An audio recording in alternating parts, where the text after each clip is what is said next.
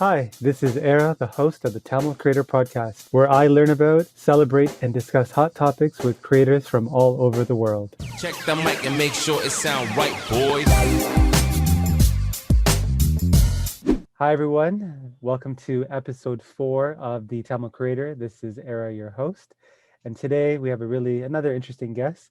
He goes by the name Chen Vasanthakumar, and I hope I got that right. Just to give you an idea of how I, learned about Chen. He's actually a friend of mine through Shiv, who's obviously the co-founder of TamilCulture with me. And apparently Shiv is one of his mentors, which I found really hard to believe because I don't see Shiv in that capacity at all. But maybe I had to give her a bit more credit. But yeah, before I kind of say any more, why don't I let Chen introduce himself? Chen, why don't you give the people, the listeners, like a Cole's Notes version of who you are in about 2-3 minutes before we kind of jump into things. Yeah, for sure. And I'm not going to let that go. I'm going to let Shiv you know that you told her exactly what you said. So quick summary on me, background in sort of finance, went from U of T to working in corporate finance right out of school, worked in private equity, in investment banking, doing sort of M&A and a lot of capital raising. So focusing on private debt, raising capital across the structure from debt to equity. And more recently, in the past couple of years, just using that knowledge to jump in to buy, look at businesses to buy, find the right one, take over, control it, run it, partner with the right people and see if I could, realize an exit on that business or potentially run it into the future. That's probably a lot that's said in a very short summary, but that's effectively what I've been doing over the past few years. Awesome. And the reason I found Chen's story really fascinating when we talked the first time, which was for like an hour, was typically when you hear about building a business, you think of kind of, the Silicon Valley story of kind of, or just, the glamorized story of starting a business, grinding it through, building it for 5 to 10 years. And, there's a lot of risk and sweat and tears kind of in that whole journey. But, what Chen is mentioning here is something that I'm seeing or hearing more about. And it's also attracted to me personally because having gone through that actual journey of building a company or companies, it would be actually fun to buy an existing business where a lot of the risk has been removed. It's a product people want, it's making money, and then kind of doing what Chen did and, turning a few levers and then kind of, doubling it. So maybe why don't we kind of jump, through the first story you told me, which was, that existing medical product company, how you bought it with a friend and then kind of how that ended up. I think the people really enjoyed that. Yeah, for sure. So, going through, and I'll give a bit of a backstory as to how that even happened. But, starting off my career in corporate finance, it was, a lot of long days, a lot of long nights. You spend a lot of time evaluating businesses. And quite frankly, like you're doing a lot of work, like valuable work, but work for other people. And you get to do a lot of, we're in the industry of buying and selling businesses. So you get to see how an institutional investor or another business will evaluate an opportunity and you do all the legwork. So if I had to, explain it very simply to the audience, if anyone watched Dragon's Den, we're like, imagine if a business went to pitch to the Dragons, but they had an advisor, they'd hire us. So you get to see, what the appropriate value for a business is, how to look through some of these decisions. You do a lot of the work, but someone else ultimately pulls the trigger. So having gone through that for about a year or 2 years, I'm like, you know what, I really want to see the other side. And I started, looking at opportunities to get onto the other side as a job. But one of my colleagues, one of my good friends from middle school, was actually in the other side. He was in private equity. He was, quote unquote, working for someone that would effectively be like a dragon.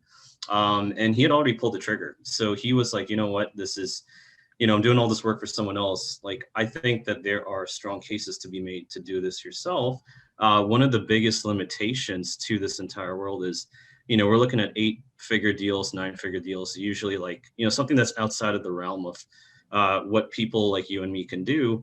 I had the opportunity along with him to work at a really scrappy investment fund in university. So they were looking at sort of 7-figure deals. And all of a sudden, when you're looking at deals, ironically, that small, you get to, you might get a 6-figure deal that falls on your radar and you're like, holy cow, like I wish I had the capital to do that, right? And we're looking smaller and smaller, and what we ended up finding was, there is a market of what I like to call micro businesses. These are businesses that are really, selling for the price of a car, about 5 figures, but that carry a lot more risk with it. So when you're looking to buy a business, one of the biggest things you look for is de-risking, like you just said. So an entrepreneur will take on all the risk, put up the risk capital, and have the vision that they want to grow and build this business, and they're pretty good at taking it from 0 to 1 or 0 to 0.5, and then they look to bring on a different set of skills to take it from 1 to 10, and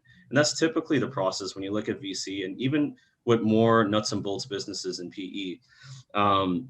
But we were looking at this, talking to my buddy from middle school. He basically said, look, like I see value in some of these micro businesses. Ended up buying a knee walker business for literally 15 grand. He paid as much as inventory. So he literally bought the business with the website, with some of the SEO for roughly the inventory value. And he grew it to, almost 6 figures around the time that we were talking. And I'm like, you know what? I want to do this. This is really, really cool. This is exactly the type of story that, I'm getting inspired by. And I was lending money to him as an investor. I'm like, oh, okay, you want to grow your business? Cool. Like, here's like, he raised like 60 G's from a couple friends. And I used that as like a way to learn how that industry, the medical equipment industry, worked. And I'm like, dude, you're doing this just like, he was doing this on the side with his job. I'm like, it's not that hard. I was blown away. I'm like, dude, this is actually very, very simple. And like, we're all super, hungry to learn. We're kind of motivated, and we, all of us just wanted to do this. So I'm like, with the exception of him, no one else was doing it. So, I was looking at ways to help a family member, my mom, grow her business. So, she's an acupuncturist. She has sort of a clinic, and I was originally looking at clinics to buy. So I'm like, you know what? Let me go copy his framework, which was, there are some of these listing websites that are quite frankly kind of sketchy. They're almost like the Craigslist, but for like businesses. So we're going through them, and I'm like, in my spare time at work or after work, I'm scouring, I'm making, lists of these businesses, and straight up I'm calling them. Like I would set up, 15 minutes, half an hour, and I call these businesses. They're, they don't, most of the time, these guys selling that almost like a mom and pop style business. At times it was a clinic, other times it was the distribution business for 5 or 6 figures. They wouldn't expect a phone call of this nature, right? They're just, they're hoping something sticks, and you talk to them and they're usually blown away. And then, you get the numbers, you get the financials, do some homework. And the unfortunate truth is, in that 5-figure range, 8 times out of 10, you're going to find a lot more crap than you find an opportunity. Because typically, like the most lucrative private market businesses to buy are about $250,000 to $500,000, but it's almost like buying a house at that point, right? So for me, thankfully, me and my network kind of had the experience to decipher through, that risk, and we knew what to look for when looking at those businesses. It just so happened that that my friend had spoken to this mobility scooter business that was up for sale in Waterdown. It was selling for basically a turn of earnings. What that means is they're willing to sell the business for what it had made in the previous year, which if you just do simple math, it's you run it for a year and you break even, right? You're willing to pay whatever they earned for the past year. So as long as you have that capital, you'll be able to repeat the performance. And what you're doing as someone that's evaluating this opportunity, you have to see if that performance is repeatable. So, the business was called Scooters Direct. We closed that at the end of 2018.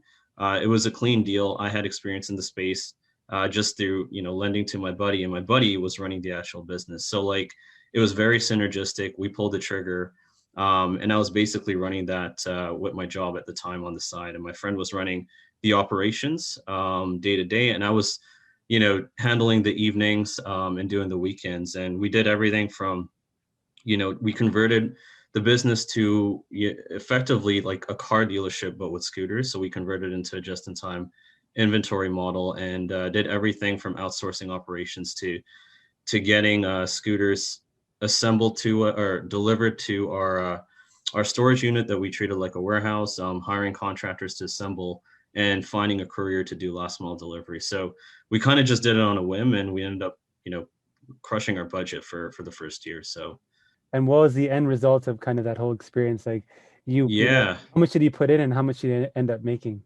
totally. So it was these are tiny deals, right? So the business was making 120K top line, 60K bottom line, and we split, the purchase is 60K, two ways. None of us put up capital. We drew on our lines of credit. So we effectively bought a business with no money down. Ran it for about 7 or 8 months. We were crushing our budget at that time. We closed at the end of 2018, and by summer 2019, we had doubled our budget. I put in the infrastructure and my buddy was running it. We had differences in how we wanted to run it. So I really wanted to go down the outsourcing route. I was willing to give up a lot of margin to say, you know what, I don't need to spend the time to literally drive around. Like I was driving my dad's RAV4 with scooters in the back, man, like from here to Rotterdam, here being Scarborough. So and my friend was always on the road. So he wanted to grow it through brick and mortar, taking up more leases. So ultimately we knew that one of us would have to buy the other one out. And it was, not malicious at all. It was just, a split in strategy. And it made more sense for him to absorb it because he was selling complementary equipment on the side. So he made an offer, bought me out at 2 times, which was 60K for my 30K stake. And, ultimately I doubled my stake in about 8 months time, which was a pretty quick way to, to get out. And, looking at that, it was funny because, selling that soon was never a part of the plan, not even close. It just happened to work out that way. And, it was a great way for me to learn how to run a business, what it took to run a business, a real one, without actually putting up the capital and the time to learn it. So, got a very quick return out of it and moved on to other ventures. That's amazing. Yeah, like when I heard that, I was like really impressed because how old are you again? I'm now unfortunately 27, man. So Man, I wish I was thinking like you at that age, but that's amazing. it's like Um, what, 2 years ago, 2.5 years ago, something like that. yeah, like I wasn't even thinking like that. Like so that's amazing. Um, maybe my kids will think like that, but so Oh, they're yeah, gonna like be so much better, man. oh no, for sure. Like They're gonna be on another level, dude. the information and kind of experience, hopefully that I can teach them, and like Mhm, information is freely available, right? for sure. And yeah, so like you mentioned that you got a really good positive result. I mean, even though it's not huge money, it's still money. Like you learned For how to run a sure. business, you made For money, sure. and obviously that's not the end of the story because you told me that you then went from like a medical product company and then you found another business that you liked. It was a SaaS-based business, and Right. you purchased it with I guess a few other folks. And yeah, maybe tell us what you're comfortable sharing about that business and what you kind of hope to do with this business. Yeah, for sure. So, it was after I sold, I was like, what the hell do I do with my life? I'm like, well, Yeah. this was fun, but it was quick, right? So, I wasn't expecting that. And, I took some time off and I traveled. So I went across Poland, Indonesia, and one thing about me, like the one thing that I'm super passionate about is travel. Hmm. And if money didn't matter, that's all I'd be doing. And I enjoy learning about different cultures, languages, just embracing a different form of life as long as I could before moving on to the next place. And I was trying to evaluate. I'm super passionate about Southeast Asia, so about the growth story and all that it has to offer, having traveled there before. So I wanted to evaluate whether I want to work in the region or have my own business and travel within the region.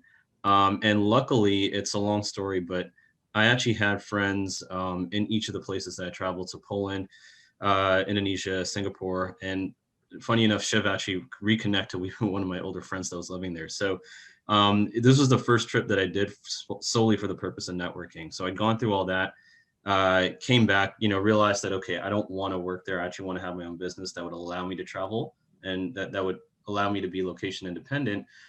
Coming back, one of my friends, he was someone that I was talking to, a buddy of mine from university, about starting a hospitality business because his his family owns a fair bit of real estate, and some of that real estate, that portfolio includes boutique hotels out by Niagara. So we're always talking, about starting a hostel or buying one at time. Like I was literally doing what I just did with hostels and hospitality businesses, but the capital requirements are a lot higher.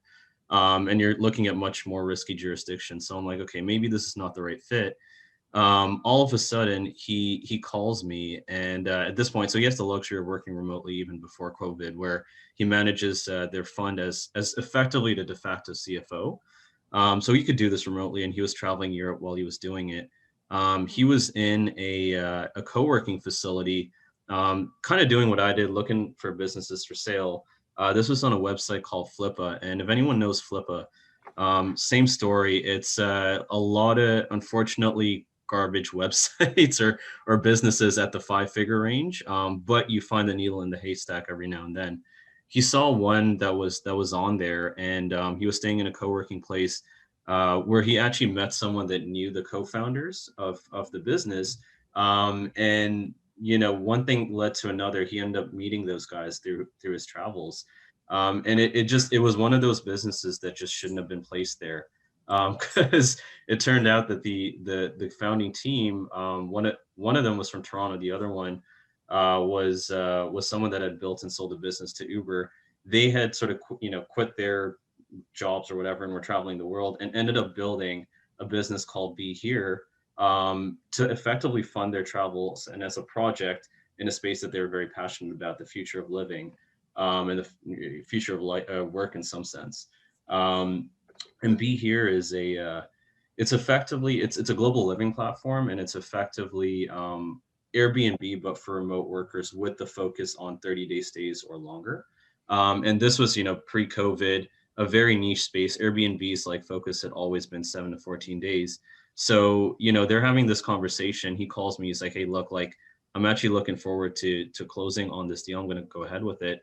It was a 5-figure deal, about 65K US. And he was like, look, they're actually willing to give vendor financing on this as well. So, which is another, a whole nother world where the seller will effectively give a payment plan where you don't have to put all of the purchase price up front. And he's like, if you want to get in on this, I think this would be a great fit. It's exactly what we were looking for, except we don't have to own these buildings or these assets. We get access to all of it. And, this was a business that was pulling, I think, about $130,000 to $140,000 top line US with 40K bottom. So like, you're paying a slight premium for the last year's earnings, but it was something that I had done in the past, and this is something that my friend understands very, very well. The space that we're looking at, it seemed like a no-brainer to me. So we moved ahead. I don't need to tell you, timing was completely off. So this was the end of 2019 that we were looking at it. We closed the deal January 2020, and it's funny because I experienced very quick success, and I experienced a very quick hiccup as well at the same time. And the whole thesis was my friend was going to move to Barcelona, and we had actually gone to Barcelona in February last year, in 2020, and we did a huge deep dive. We had this whole strategy mapped out as to how we're going to grow it, and we knew COVID was happening at the time, but it was in China. It was isolated largely to China at that moment. Barcelona was packed. Like, there were every hotel, every like Airbnb, it was full, right? And we're like, this is not going to come to Europe, where most of our listings are. Like 80 plus 90% of our listings were in Europe. And we're like, it's okay. You know what? We'll forego Asia for now. They've gone through H1N1 before. We'll be fine for Europe. And then literally a couple of weeks later, it was like Armageddon, right? So Yeah. and my buddy was ready to move out there. He was like, I'm going to be in Barcelona for 6 months. And for a lot of people listening, I didn't know this till I was there. Barcelona is a huge travel tech hub, and it's becoming a bigger and bigger one. So it made total sense for him to stay. But unfortunately, we had to go to the drawing board on that one. But the one thing that buying this business has taught me is there's always risk mitigation approaches, right? So we didn't fund a down payment ourselves. We had a line of credit on it. And when everything hit the fan, me being the financing guy, I like ran to the hills with government financing and found a way to effectively refinance the VTB, or the vendor take back note, on much more favorable terms. So effectively, we broke even on the financing terms. It's costing us, maybe $200-300 a month to hold it.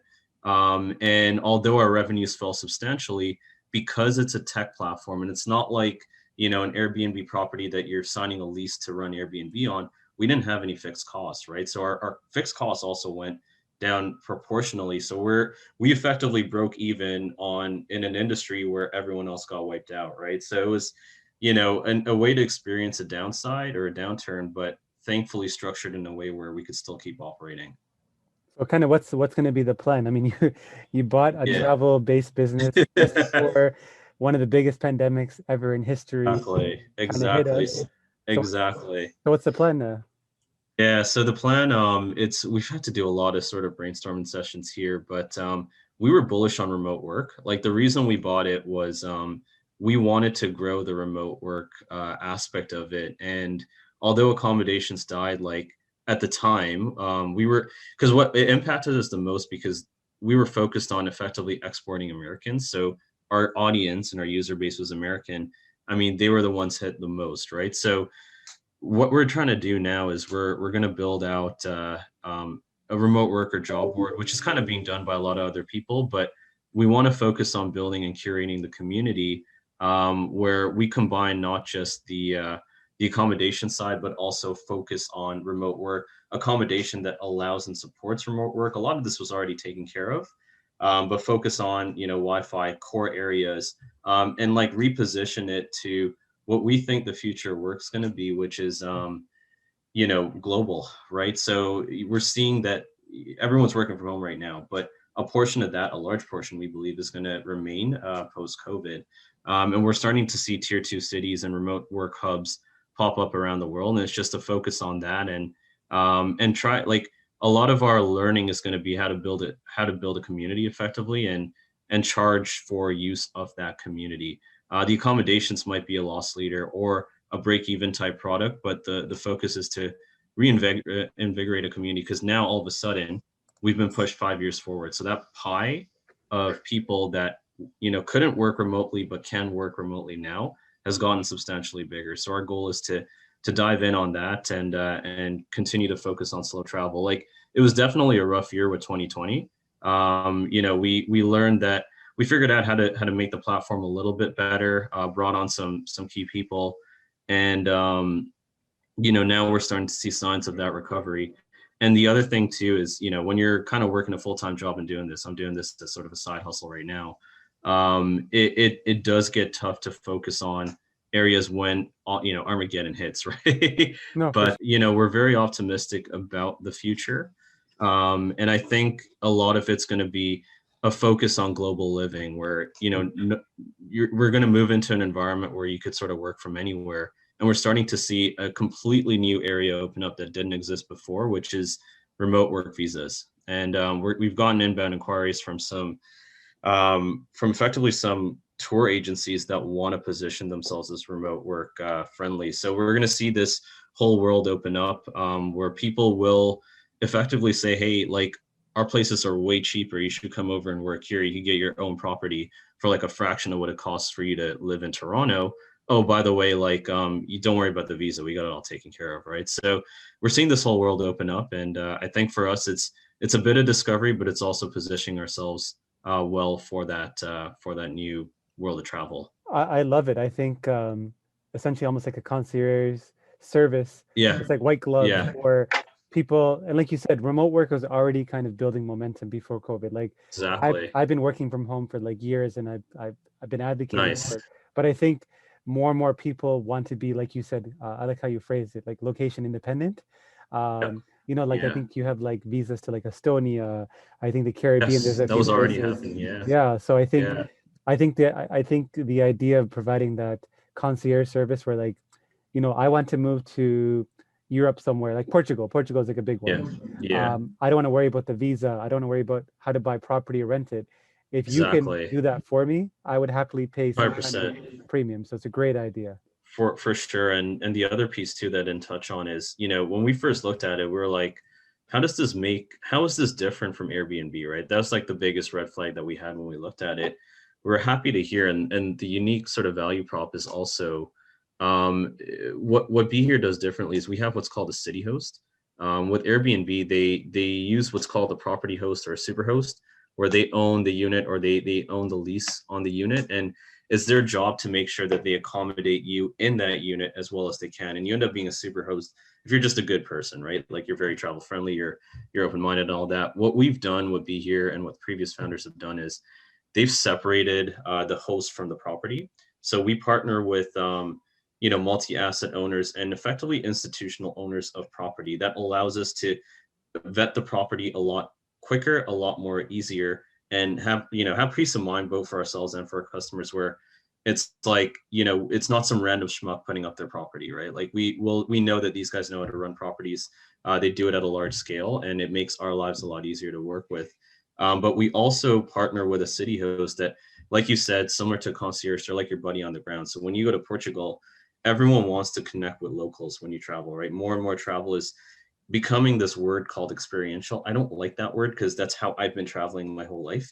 And it's like, you want to connect with locals, you want to experience the culture. To me, that like not having that is not travel. And the one thing BeHere did very, very well is they found locals to partner with.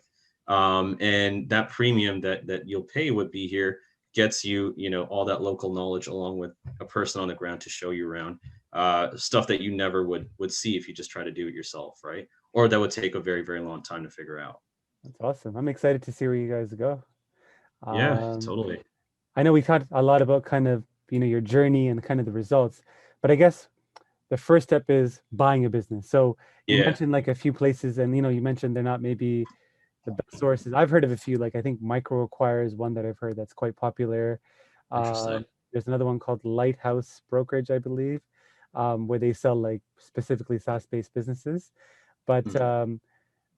is it only websites are the only kind of places that you can find businesses, or like are there like brokers? Like what are the sources For uh, sure. of like where are the sources that you would go to find these businesses? Oh, interesting question. You want to think of, this as a pipeline. It's almost like a sales funnel, right? So there are so many ways to build your own pipeline. The best source of my pipeline and deal sourcing has been referrals. People, like, in both cases, when I pulled the trigger, it was through referrals, right? For the average person, it might be a bit tougher on that, if you're not in the industry, to be very frank. But what you can do is, I use listing websites. So MicroAcquire, I'm just pulling it up here. I mean, these are the types of websites that will have businesses for sale. I've used, quite frankly, like sketchier websites. There's something called Biz Buy Sell. There's another one that was specific to the Canadian market. And the reason I kind of used some of these sketchier sites at first was, there's a chance you'll find hidden value because not many people look at it. Hmm. And I'll be frank, a lot of the businesses that go on there are crap. Like, they're really, really bad.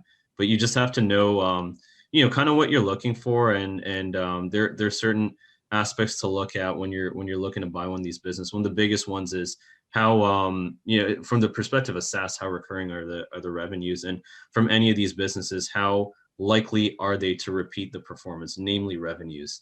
And this is one. I know Shopify has a marketplace. There's Flippa's another one that's very popular. And there was, I think it was called Empire Flippers or Empire something. That one is probably one of the best ones I've seen, but the purchase prices are way higher. And I think there's a bit of a verification process, but you have a spectrum, right? And typically these marketplaces are a good place to start. You can start talking to the owners directly, and you could get a sense of what their pitch is, what their sell is, and more importantly, you could start looking at their financials and their numbers, right? And that's kind of the key. For someone starting off in this, I think you're going to see more and more verified marketplaces, such as MicroAcquire, or Empire, whatever it was, and Flippa come up. I know Shopify is really getting into that space, so like you will see these like marketplaces try to de-risk the purchase for the acquirer. And a lot of the de-risking really comes in on, what were the last 12 months revenues and performance, and how real is that, right? Because more times than not, the unfortunate truth is, in this space, you could run into a lot of fraud, and you just have to be very, very careful. And the most important way you prevent that is, you got to be able to see where those revenues are generated. If it's a cash-based business, just forget about it. Don't even like try to don't Hmm. even try to buy one unless you're from the industry. But if they use platforms like Stripe, if they use platforms like payment processing platforms where you could actually look in to the register and validate the numbers, then it becomes very easy, right? So how I find these businesses, for me, it's been my referral sources, but for the most part, for someone starting out, you'll be looking at these marketplaces. Another one, so Scooters Direct, you'll be surprised. We just called them up.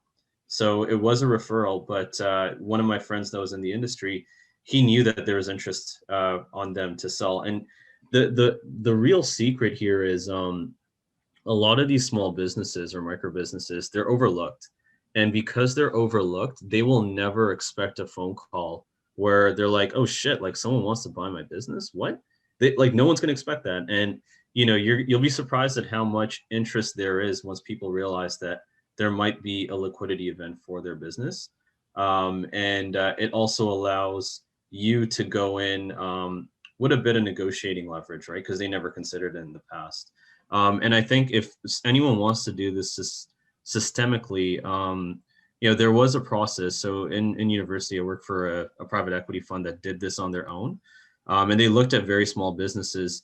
It's literally a sales funnel. And you want to basically get, an Excel spreadsheet and go through all your sources, put listings on there and just track it as if it were a pipeline. You could use any other CRM source if you'd like, but the goal is it becomes a numbers game where you just have to start filling the pipeline and start having conversations. And then there needs to be a way, like a framework for you to evaluate the business. And I think a lot of people, even if you're willing to hustle for it, I think it's the framework that a lot of people might trip out on a little bit. But you could always, I'm sure there are resources online to try and find that. And if not, maybe that's something we talk about in another podcast with you. Yeah. No, I, as a sales guy, like that does a lot of biz dev, like everything you're saying makes sense. Yeah. When you were talking about kind of looking at these crappier sites that are like less verifiable, Yeah. the analogy that came to mind is when people buy property, you can look at MLS, which, you have agents that kind of do some of the verification process of here's the measurements of the property, here's kind of some more Yeah. information, versus like there's something called wholesaling in real estate where you kind of, either send out letters or you call people directly. And then, like you said, they're not expecting a call. They might be like, hey, Exactly. how do I sell my house? But I don't want to list it publicly. I don't want people to know I'm selling my house. I don't want Private people to see. sales. Exactly. Yeah. So Yeah. I feel like Yeah. there is value when you're able to find good deals outside of kind of the market, like the verifiable marketplaces, because everyone's going Yeah. there. Everyone wants to have less risk. 100%. But where you make money 100%. is by doing the de-risking yourself. Exactly. And it takes a fair bit of time, I'm not gonna lie. And at times it can be frustrating, right? Because you might see like, 20, 30 deals, and you might be like, okay, two of these are really promising, right? And it ends up being a numbers game. Like to give more context, when I was working for that private equity fund in university, they had a very unique structure. So they had a mandate to go out and go find these themselves, because typically those funds will work with investment bankers or brokers to send them deals, but you're always going to overpay in those, always, right? And there's so much money chasing so many like good deals that you just can't be competitive. What we did was they had a target. They knew that from experience, from having other people run these funds around the US, they would spend for two years with investor money to find a business, and they talked to 4,000 leads. So 4,000 leads will give them one very good opportunity. Again, we're talking mid six figures to call it $3 to $5 million worth in purchase of a purchase price. For the average person, you don't have to do that. It's much smaller in this world, but the point is you go direct. And we scraped directories such as Profit 500. We looked at Inc. 5000. Those again are for bigger, higher growth businesses. But it's the same approach, right? And you want to do the de-risking yourself, because that's where you'll be competitive. Like we were one of those scrappier funds that in no way, shape, or form could compete with the big ones. And how we were successful ultimately was using that approach. Like, honest to God, I mean, I was 21 at the time, and if I had like $1 million or like 5 million or whatever, if I managed money, I would have closed like 3 of those deals. Like it's like, this is so good. This is a no-brainer. But they're working with a specific group of investors that were looking for certain things, and they couldn't close on everything, right? So I would say during my first 8 months there, we probably saw about 3 to 4 really good deals that maybe it was just me being young and be like, okay, let's just do that. This is a no-brainer. Yeah. But no, man, it really does boil down to you doing your homework and it becoming a numbers game. That's a good segue into kind of, you talked about you would have done the deals if it was you. So now that you kind of developed a few reps in kind of this business buying kind of cycle, where do you see yourself in the Mhm. next 3 to 5 years? Like, is this something you want to do full time, or like, do you have other aspirations, both professionally and personally? No, good question. And I always trip out on that one, man. Always. This is like my worst interview question of all time. But like, so the honest answer is, partially I don't know, but a lot of it I know for a fact that I'll be owning a business. Whatever business that may be or group of businesses, I will be running businesses, ideally full time. I'm super excited about BeHere because it was one of those lifestyle like purchases that fit into what I want to do in life. Like if money didn't matter, I'd be doing what would effectively be helping be here anyway. So I see myself traveling. The second COVID opens up again, and in the next 3 to 5 years, I do see myself living globally and building out Be Here. And whether that includes having another venture or not, I mean that's to be determined. But my focus really is going to be in the next 3 to 5 years. Put my head down and be here, and try to build something really unique and really great in the next couple of years. Awesome. Um, Now that we kind of talked a lot about the business and, I guess your future plans, you and Yeah. I seem quite similar. Like, I mean, I guess, except you're almost like 10 years younger and much more successful. Doesn't feel that way, man. um, I like to, like, for me, I like to get to know people in terms of, who they are as a person, what are some of their kind of tips and tricks for, like, how they got to be who they are. So I guess the first question is, I know it's the type of question you might not like or you have trouble with, but in terms of Sure. your personal legacy, in a few sentences, how would you want to be remembered by friends and family? I hate this question. But it's a tough one, and personally, I don't care much about legacies. I know it sounds weird to say, but the guy that kind of went against the grain, and the one that was always out there. He's got a few screws loose, doesn't fit into many molds, and we just don't know what's going on with him. But he seems to have it figured out. Is I like kind of what I'm going for, and I'm sure I fit that bill in every goddamn family event I go to. So um, what's like a favorite book or like a book or podcast that you recently read or listened to that like really had a big impact on you? For sure. So recently it's been tough to find time to read, to be honest. But I would say my favorite book that I read, around the time that I was doing this business buying and selling stuff is Shoe Dog by Phil Knight, Yes, and that yes. one by far I think it's my favorite book of all time.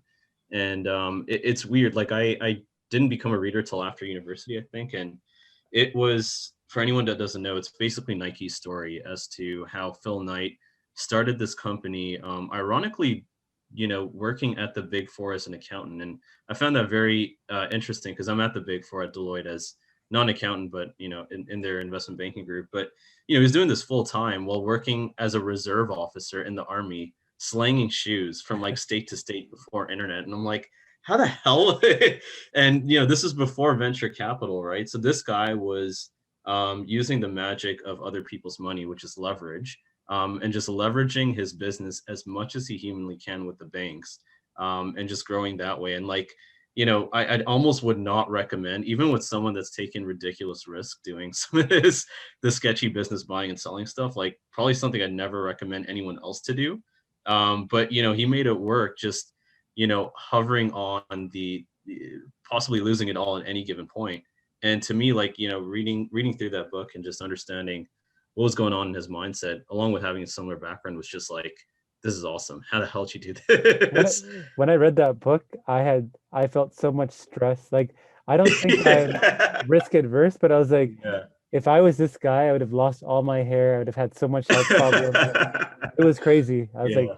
but I mean, it worked Yeah. out for him. I Great think time. there's a term they call, I think it's called winner's survivor bias. I think it's like, Yes. how we celebrate Nike and like this story. Like, it's cool. Like, I definitely admire Yeah. what he did, but Yeah. I feel like there's another part of it that's like dangerous where you see that success story and you think, okay, he did it, and there's a few others like Yes. that. Therefore, I can do 100%. this, but it's not actually true. No. But great book. I do definitely recommend it. Yeah. Totally. I guess kind of leaning to kind of the next question, which is around what's like a new belief, behavior, like habit that you has really improved your life in the last couple of years? Yeah, for sure. In the last couple of years, one of the biggest things, and is actually I'll put Shiv on the spot here. She's not here. So when I met Shiv, I met her in university, and we sort of stayed in touch after, and we really started to have a lot more conversations around the time I want to either start or buy a business. One of the things I had in my early to mid 20s, this mindset I had was like, I just wanted it now. Like I wanted to just run as hard as possible. Like working at Deloitte, like with the hours and everything, like I had a lot of motivation to just keep working and keep going. So in my head, I'm like, I want this now or like next year or tomorrow. And I think one of the biggest learnings, and after I hit 25 or 26, around the time that I sold the scooter business, was really just developing a marathon type mindset and just realizing that, look, you're in it for the long haul. And that sort of realization, it took a while for me to come across. And many other people might have found this, a lot quicker than me, I think. But in terms of skills and like, how to think about, productivity hacks and all that stuff, I think, for me, I'm very good at handling a lot of stuff at once. I tend to stay organized while I have my own system. I mean, even with my personal life, I use stuff like Asana to stay organized. But I think in terms of mindset, it's the one thing that's going to keep you going. I think in this game, whether you're buying or selling businesses or just building them and wanting to be an entrepreneur, you need to have like a long-term mindset, and you need to eventually learn how to focus. And I think coming across that realization after having run the businesses that I've run and worked in the industries that I worked, I think that's going to help me sort of get to the future. And it's an important thing to have in the back of your mind. In terms of, obviously, one of the things that connect us other than our love of kind of businesses is we're both Tamil. And for me, it's like a big part of my identity, especially as being the co-founder of TamilCulture.com. What has been the impact for you of the, I guess in this case, the Toronto Tamil community, I guess from a personal business perspective?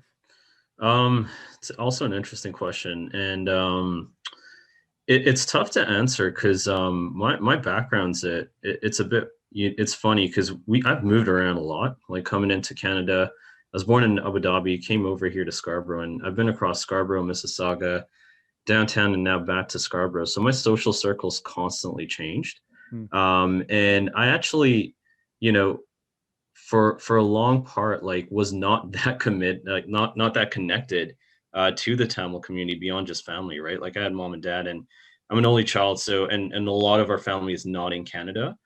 So it really just was my family friends that I consider family. And the business side of it wasn't there. That's the ironic part of all this is, everyone, in my Tamil sort of circle at the time was, going to university, just trying to get jobs and just staying in jobs. And no one was thinking, entrepreneurially, if that's a word. And no one was even really thinking about or vocal about investments for personal finance. It was actually a very, not to be critical, but a bad environment to be around when you think through financial independence and when you think through entrepreneurship and business in general. So my social circle with Tamils was not that. And a lot of my social circle was actually not Tamil growing up. And ironically, it wasn't until I went through university, again, not Tamil, and graduated that my social circle started to become more and more Tamil, meeting Shiv, meeting some other people in the community through Shiv and through some events. I was actually very happy to realize that, holy cow, there is a community of like Tamil entrepreneurs and people that think through financial independence. Everything that you guys are doing with TamilCulture and your podcast is like, proof of that. I actually just wish I knew of that sort of growing up. I'm not kidding you. Like I look at all this and I'm like, I wish I knew what I knew now when I was in high school. Right? For sure. And it's now coming together. It's a unique situation where in the past, I think 3 to 4 years, 3.5 years, like I've been getting exposed a lot more to Tamil entrepreneurs, to Tamil investors, like businessmen, you name it, that are, either about around the same age as me or the same age as you. And I'm like, this is incredible. I wasn't surrounded by that growing up. A lot of, I was surrounded by virtually every race you could think of. And then I went to UFC, so there's a lot of Asians around. So and at work, I mean, with Deloitte and Bay Street, it's all like white people, to be very blunt. And we're now starting to see a lot more diversity, a lot more Asian representation, which is quite interesting. But it really is now in this point in my life that I'm starting to meet, Tamil entrepreneurs and innovators, which is really cool. Yeah, and for me, it's awesome. I think when you had messaged me about, you asked about fire, and I was like, man, like there's nobody that I know that's like Tamil or like even South Asian that really talk No, about fire. If I oh knew my about God. fire when I was in like university, I would have spread that gospel of fire like starting then. Like it would have changed my life. Yeah, But you know what? I look at it as everything happens for a reason. So same, same, I will educate the next generation on fire. Um, exactly. um, yeah, I guess another thing I want to ask you was I'm always curious, and I guess because of Tamil culture, but who is one person, if you have one, from the global Tamil community that you admire, and who's one person that isn't Tamil that you admire, and why? Oh man, that's it's a global Tamil community. That one's actually really really hard, man. It could be anybody. It could be someone in business, someone in like the creative arts. It could be an athlete. Yeah. Yo, I'm actually not to hype her up or anything. I'm actually gonna put Shiv on this one. I'm Okay. actually gonna put Shiv, and she better give me credit for this. Um, and the reason I put her on is because I like I said, going back to the previous question, like I was not connected to the Tamil community, almost in many shapes, ways, and forms. And it wasn't until I met her that I was like, oh shit, she put me in touch with a few people in the Tamil community. One notable person was actually Bahi, if you know him. And it's through that and meeting a few other people that I'm like, holy cow, there's actual like Tamil entrepreneurs that are extremely successful. And I'm now starting to build that network slowly. So I don't know that many people globally that are Tamil Yeah. or that I'm connected with that I could say has had as much of an impact on me, I think, as Shiv. And even yourself, like it, through Shiv, right? So I'd put her there, and I'm trying to get a lot of credit from her for doing so. I feel like um, I feel like I have to edit this part of the podcast out. I can't let her hear this. done. I'll still tell her. And in terms of just the non-Tamil community, also an interesting question. I would actually give this one. I don't know if I'm sure you heard of him, and I don't know if other viewers have, but Tim Ferriss Yes. is kind of like actually two people. It's going to be the weirdest contrast: Tim Ferriss and Nipsey Hussle.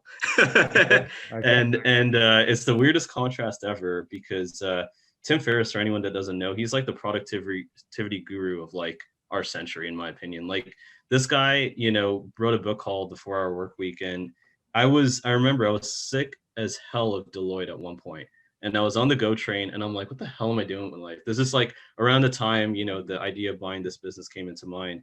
And Tim Ferriss's book, The 4 Hour Work Week, somehow fell on my radar. I bought it, I read it, and I almost quit my job on the spot. And like, I'm glad I didn't in retrospect, but it pushed me off the edge. I'm like, holy cow. Like, mind you, a lot of his, like, that book, I think, was written in like '08 or '07 or something. So some of those like approaches are a bit outdated, but the mindset isn't, right? And I think some of the biggest takeaways were, the 80-20 rule and just being efficient.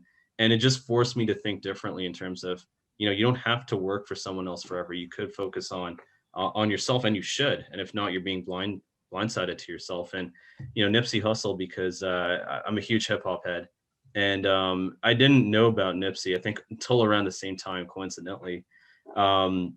And I'm like, this is the only guy rapping about entrepreneurship. What the hell? Like, it didn't make any sense. Cause I mean, some of, growing up listening to artists like Jay-Z, and like P. Diddy and all those guys, it's like everyone's built their own venture, and you're always like a 50 Cent and all that stuff. You're like, oh wow, like, yeah, they had money, they had like fame and all that stuff. They're able to do it, but they don't talk about it, right? No one openly talks about it. And then you have this one guy that really isn't being heard, but is making more money through his ventures than he is in music. And you're like, how the hell are you doing that? Right. Yeah. So it was like the combination of those two. I'm like, wow, this is fun. And anytime I was like, I run into like a motivational dip, I'm like referring to these two guys or other sort of productivity hackers here and there. Actually, I've heard Nipsey Hussle as an answer from just people like just talking to them. Really? Like a Okay. few people. Like I think Interesting. I think it's because he talks about entrepreneurship, but a lot of around social activism using entrepreneurship. Like he Exactly. talks a lot about investing in your community, which I believe in, and Same.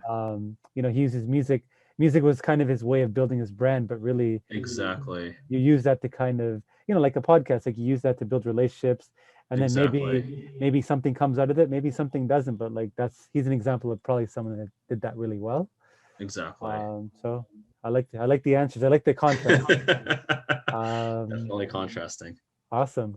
We've kind of gone through the serious questions, and now it's like the fun part of it, which is Okay. it's a little game. I not a Yeah, it's a little game that I call "Would You Rather," and basically I'm going to say two different things for people, whatever the case might be, and you just tell me what you prefer and why. First one's an easy one. Should be mutton rolls or kotroti. Oh, that's hard. Okay, Kotroti. Kotroti. Why and where's your favorite kotroti Okay, from? so two-part answer. Mom makes really good kotroti. She's like Okay. off the charts. I didn't know she could do that. She's really good. Best kotroti I ever had, Sri Lanka. Colin before. I don't remember what the hell that place was called, but I remember it by muscle memory because I fucking went there like every day. Best kothirotis in Sri Lanka. It's called chicken cheese kothu, and it's a thing there. They mix cheese with the kothiroti. Oh wow. I swear to God, you're gonna gain weight. All right, this one is because you're an investor, you buy businesses. Now, would you rather be Warren Buffett or Elon Musk? Ooh, that's hard. Oh my God. So fun. Oh man, I don't know if I could give a direct answer for that one. You If got to you pick had talked to one. me, oh, God damn it. Okay, fine. Today, Elon Musk. If you talked to me in university, Warren Buffett. Okay. Condo or house? House. Why? Um, it's a better long-term investment in my honest opinion. You own the land.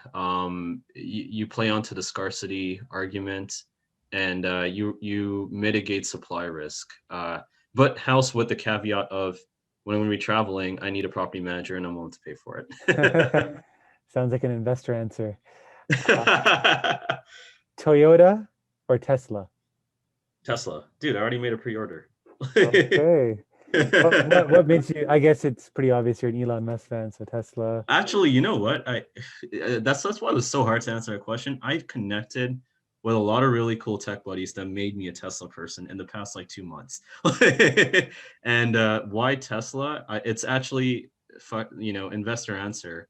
So there's this whole potential robo-taxi play down the road where Yeah. whether it materializes or not, who knows? But when you buy a Tesla, you have the self-driving option, and you got to pay about 10 G's to do it. But that has the potential to actually either hold value or appreciate the value of the car. Because as more and more people start driving Teslas around the world, you aggregate the data, and I'd much rather own that than a depreciating car. It's true. Like one of my buddies had a Tesla, like very early on, like I think it was like 4 or 5 years ago when Yeah, they first came out, and I was like, I think this is before they even had the leasing option, and I thought he was crazy for doing it. But yeah, when we looked at the resale value, like he actually told me because there's so few Teslas at that time, he's like, yes, I think he bought it for a certain amount, and I think he could have sold it at a profit, which was crazy it's for a insane. car. It's Um, actually insane. And if you think about it, like, a lot of one of my biggest concerns with it was just maintenance, right? Because you don't have shops and all that stuff. But there's like, I don't, I'm only now learning about these cars. Like, there's only about 50 moving parts versus like 100,000 in a combustion engine. yes, And you're like, okay, so you only have 50 parts to maintain. And on top of that, you got a shelf life of 1 million miles. That's a no-brainer to me. yeah, no, that's a great answer. Since you love travel, it might be a hard one for you to answer, but because I know you like Mhm. Toronto as well. But would you say Toronto or Tokyo? Oh, Tokyo. I haven't even been to Tokyo. That's an easy. And Dude, why? I'm so done with Toronto, man. Like, I love Toronto as a home base. I hate winter. Like, I Hmm. freaking hate the cold. So the best time to be in Toronto for me is the summer, right? So from like, May to like August, that's like Toronto time, or like as much of that is like, me being in Toronto. But Toronto's like the most multicultural city in the world. I'll argue that, and I'll die with that statement. But and I love it a lot for it, and we have a lot to be grateful for being Torontonians and from Canada.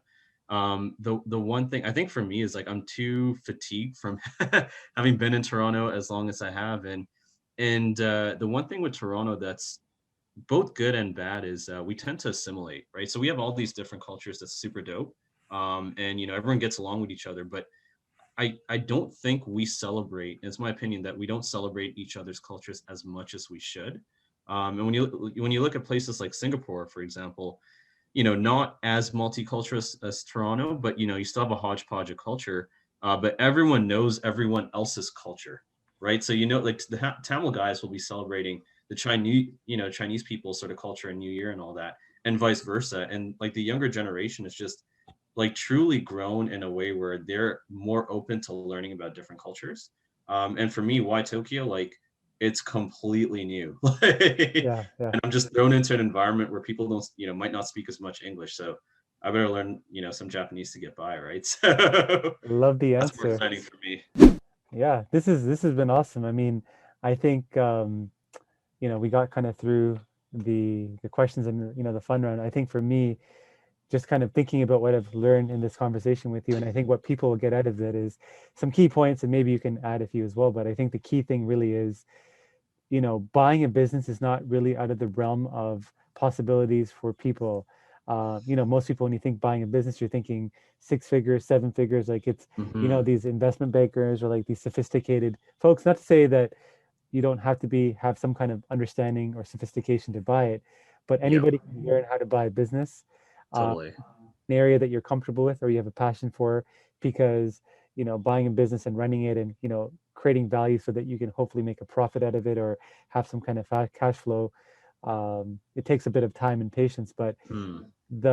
when you talked about things like vendor take back mortgage or vendor take back financing, where you don't necessarily have to have the entire purchase price up front. You can Mm. structure deals creatively where you can lower the risk by paying back the seller over time. Like these are some great, I think, tidbits. And I think the biggest one really is, to get value, you have to find deals where other people are not looking. So even though there's sites like Micro Acquire and like others where they verify the sale or the business that's being sold by doing some of that work for you, even though it's a bit more work to look at the less um, the less verifiable sites where you have to do a lot of the work to verify the revenue, kind of sift through the crap to find the gold.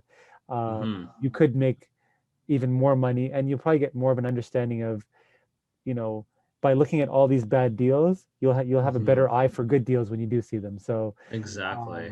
that's really what I got out of this. And for me, I'm personally excited to follow your journey as you kind of build BeHere, because it's travel based, and maybe it's a product that I use in the future, because my wife and I, Make we'd love sure to, of it. yeah, we'd love to, be somewhere warm. Like you said, we hate winter, especially her. So maybe we work somewhere remotely for 3 months. So I really got a lot out of this, and I think people will as well. So thank you again for kind of hopping on. What I'd like to leave everyone with is, I'm trying to get this podcast heard by as many people, just to kind of spread the knowledge of the people that I'm talking to. There's some great insights every podcast. So if you could please give me, for any of the podcast platforms you listen to. So right now we're on Spotify, Apple Podcasts, and Google Podcasts. If you can give us a 5 out of 5, that'd be great. If you could comment, share, like our stuff on Facebook, Instagram, LinkedIn, Twitter, whatever floats your boat, that would be great. And if you have any feedback or ideas on future guests or even specific topics, please reach out to me at hello@thetamilcreator.com. Again, Chen, thank you so much. And yeah, Anytime. we look forward to connecting in the future and learning more about how you're building a business. For sure. Thanks for having me on. Check the mic and make sure it sound right, boys.